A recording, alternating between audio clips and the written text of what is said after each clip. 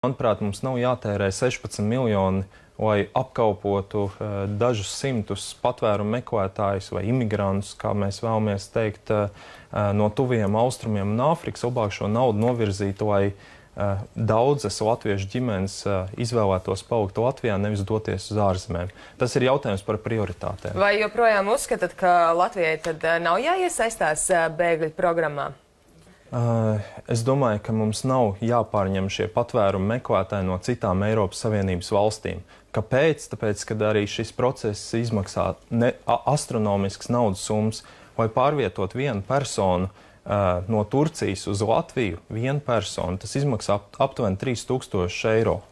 Ja mēs vēlamies spērt šo labo žestu, palīdzēt reāliem karabēgļiem, tad labāk šo naudu novirzīt, piemēram, Libānai, kura par $3000 ir apņēmusies gada garumā nodrošināt šo bēgli ar izglītību, ar pārtiku, ar pajumti.